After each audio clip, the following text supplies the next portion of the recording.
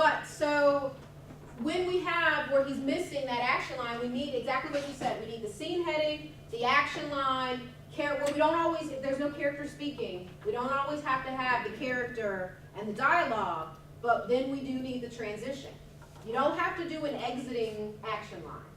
That's not necessary. But you do need that transition for a shooting script, because now we're counting it out.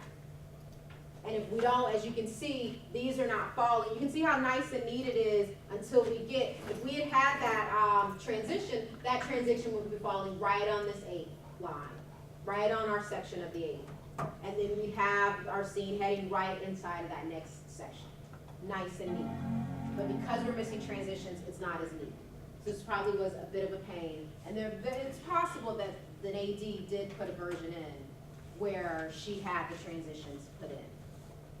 And that's just not what they published. This is what they published in books and out in the bookstore and whatnot. Very likely she went ahead and put the transitions in so she could get a proper count. So once we've done our page count, we are now ready to mark up our script. So as you can see in the document you have on the website, on Blackboard, it takes you through in order how to do this. You are going to do this with the first 3 pages of your script. So it takes you through, so you'll open this up and it gives you the directions. How do I do my scene count in order? Now we're going to mark up the script. So, to mark up the script, the best way is for us to all mark up together.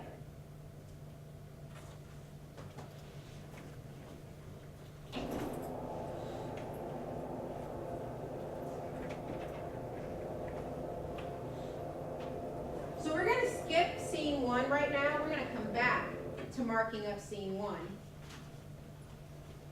And I've written scene 2 on the board for us to mark up. Do you have a pencil? Did I give you a pencil, Bradley? Yeah, well, I got one. Okay.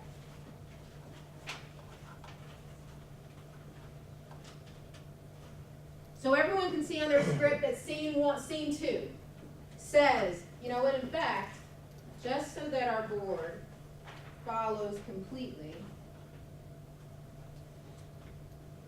I will add the scene numbers.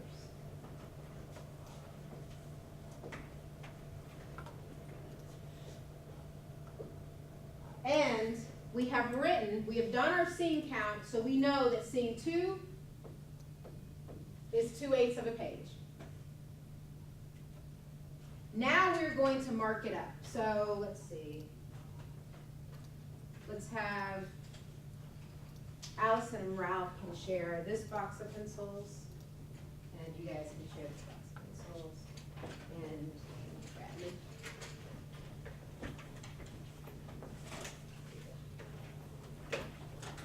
So now you're wondering, are we back in kindergarten? Really? Do ADs take out colored pencils and start doing their job at work? This is very much their job, just as much as a protractor is the job of an architect.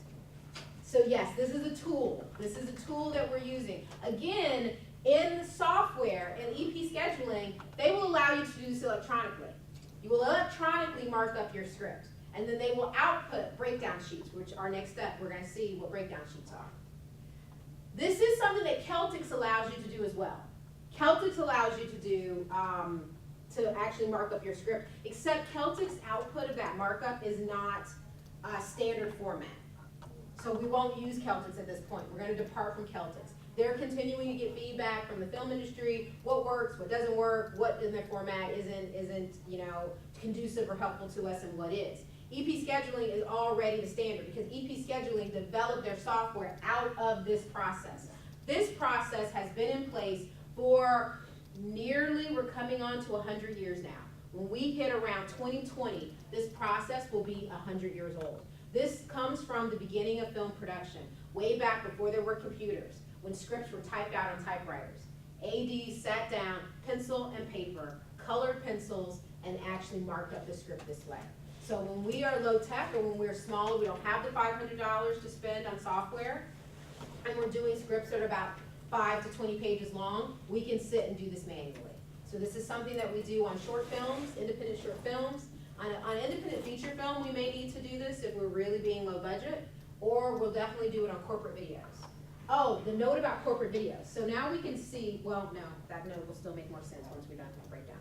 Okay, so this is color coded. There are actual color coding that we follow when we are breaking down a script. The first thing we want to mark up when we break down the script are the characters. Who are the characters? And the way we break it down is we take a red pencil and we underline our speaking characters. We underline the characters who speak. So as we read scene 2, we can see exterior Montauk train station day. Joel talks on a payphone.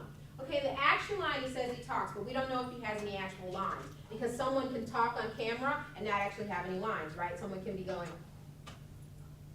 right? And we don't record their audio. So we have to keep reading. When we get down and we see the character element, Joel, and we see dialogue for him, now we have confirmation that he is a speaking role. However, we mark it in the action line. The way we mark it is we take our red pencil and we underline his name.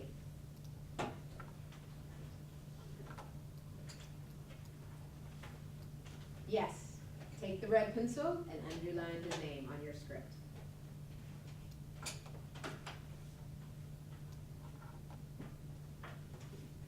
As we continue reading, the next most common thing that we mark up are props. We mark props in purple. So look for the purple pencil, and we'll keep reading the script. He talks on a payphone. So he's holding that payphone in his hand. That is a prop. So we underline payphone in purple. Yes, this is blue, but they don't have a purple dry erase right now in office supply, in faculty supply. So Celtic to mark it in color too? Yes. So you underline that in purple. The wind howls around him. We now have sound. We underline sound in brown. I'm going to use black, but you guys use brown. Now you'll notice on the board, I've written it in caps, the way we know in correct screenplay format it should be written. He has written it in lowercase. That makes it easy to miss. This is why we write sound in all caps, so that we see it. It stands out as we read the script. Then we further have it where we mark it in brown. We actually underline Howells in brown. He tries to shield the mouthpiece as he talks. So now we have this prop mouthpiece, the mouthpiece of the phone. Since we've already marked the phone once, we do not mark it again. If we had missed it, if we had marked it here, this would be incorrect. We must mark the prop the first time the prop appears. The same thing with the character. We have to mark Joel the first time he appears. If we had skipped catching him here and underlined him here, we would be incorrect. And it would cause us problems when we try to actually produce the script. On the very next stage we're going to move into, we'll see the problems that it will cause us.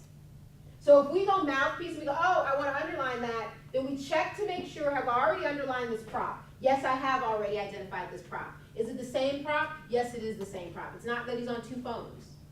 That's why we don't underline it twice. When we underline it twice, we suddenly have two phones coming to set. We only want one phone coming to set.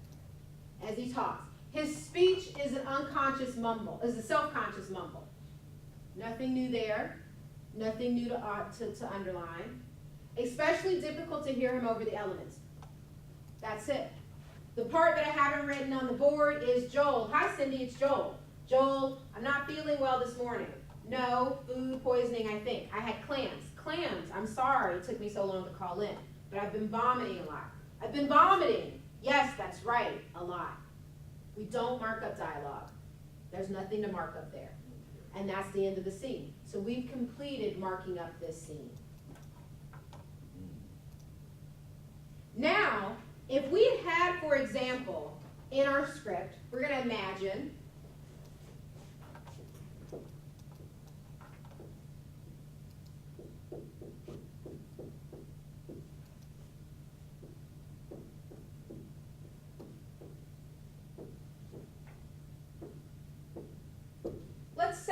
written, a woman 34 passes by. Her name is in all caps. Why is her name in all caps? She's a character. That's correct. Why else is her name? Because Joel is not in all caps. Why is her? It's the first time she's appearing in the script. Excellent. Very, very good. It's the first time she's appearing in the script. So Joel, we're in scene 2. Joel appears in the script in scene 1, which is why, from this point on, he's not in all caps. But this is the very first time in the script that the woman has appeared, so she's in all caps. But, right, that's why we see her age. Now, we have a woman 34 passes by. That's all she does. Right now, that's all she does. So she is an extra, she's a member, she's a cast member that we have to identify, but she doesn't speak. And all she does is pass him by. As an extra who does not speak and simply passes Joel by, we underline her in green. We include her age when we underline. There's nothing for, if you guys want to write in the note, you can, but we'll get a chance to do this. You don't have to worry about it now because we're going to have these instances in the first scene. We're going to go back and mark up the first scene. Yes, Bradley? So the colors mean something. That's exactly correct. Red means speaking character. Purple means prop. Brown means sound. The colors all mean something. Green means extra. It's also called atmosphere. Yes. So if you do it scene by scene, does that mean next scene, if it's Joel with a payphone again, you underline him in red again, do the payphone in blue again, like? Absolutely. So it's not by Absolutely page, correct. Okay. It's by scene. We are going to mark up every single scene. But why? But why you have to mark it? Why can't we just? Why don't they know that you want Joe? All right, gotta get this paid from. Just for the director, Right. That's a good question. The reason why is because as we go through, if we were to just not mark up this scene and simply go, who needs to be there? Who do we need to have acting in scene 1? Who do we need to call to act? Oh, we need to call Joel to act. All right, do we need to call anybody else? Yeah, I guess we do. Let's see who else. Oh, we need to call a woman. She needs to be acting. So tell the casting director, we need Joel and we need a woman, and not only do we need the casting, but we need to tell them when they need to be on set. When are we shooting this scene? We need to have them on set. Now, what props do we need? Okay, well, we need a payphone, and we need him to be talking on the payphone. So let's get a payphone in. Let's tell our department that we need a payphone. By the time we do this for 120 pages, that list is now messy and sloppy. And we might have read the script and missed that he fiddles with his tie. So we underline the prop that he needs a payphone, but we don't underline the prop that he needs a tie. So wardrobe, when they develop his wardrobe, they don't think about a tie because it was never on a list that appeared anywhere. Because we never, in a systematic way, made our list. We made our list in a haphazard way. So our list is incomplete, it could be repetitive, and it might not be consistent. As we give one list to the casting director, we give another list to the assistant director because one list is for casting, the other list is for call times. And if that list isn't the same each and every time, then we make mistakes. So at some point when they made films, back in 1908 is when they actually began just filming and showing films, but they were incidental films. They were sort of like, here's a film of a horse jumping over an obstacle. Here's a film of a train coming down the tracks. In the 1920s, 1917 is Birth of a Nation. That was the first American feature-length film. The French had been doing it already. First American feature-length film, we realized this was a huge production. And we need to be very organized. So because what if we had read this and go, oh, phone and mouthpiece, okay, so we've got 2 phones. Now we've got 2 phones on set, but he doesn't need 2 phones. So this was a way to be absolutely organized, to take our time to go through, mark out everything we need. We'll see where we translate this to the next step, but this is all so that we make the best list that we can possibly make. This is so that one person is dedicated throughout the process to finding each and every one of these things in the script. So the AD reads the script very carefully. In fact, ADs talk about that they may do it. Sometimes they go through. The first time, almost everyone just goes through and does a page count. So you do the entire script just doing page count. Then you write that on all your scenes. Then some people will go through and just read for the characters. Then they'll just read for the props. Then they'll just read. Different people have different processes to it. Once you get really good, it becomes second nature. You sit there with your color pencils or you sit there with the software and you just go through and start marking it up. And you catch every little thing. We'll see when we do scene 1 where this gets complicated. All right? So let's finish up looking at our scenarios for extras. So we have a woman 34. She does not speak. She's what we call atmosphere, or she's just an extra. Now we have, say she actually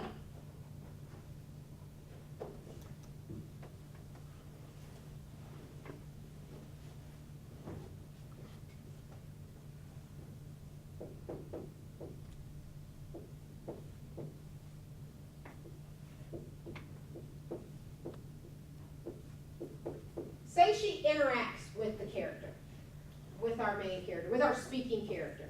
A woman 34 gives Joel a Kleenex is now the sentence. So she interacts with him. She's still silent. She still goes on throughout the rest of the scene to never have a line. But now she's interacted with him. We will mark her differently. She's no longer just an extra as atmosphere, but she's an extra that interacts with the main character, so she's a silent role. Silent roles we underline in yellow. So in the absence of a yellow dry erase marker, I'll just use black for all my absent colors. So we underline her in yellow when she interacts with the main character but doesn't speak. You want me to list of all this? Yes. It's on the film scheduling document. So when the character interacts but does not speak, they're silent. This is marked off because there's a different pay scale. For extras who are simply atmosphere, they're just in the room. We call them atmosphere because they bring the set to life. If we had interior, if this is said interior restaurant day, even if the writer never says extras, we would write in the margin, do here, well, we would do it with a green pencil.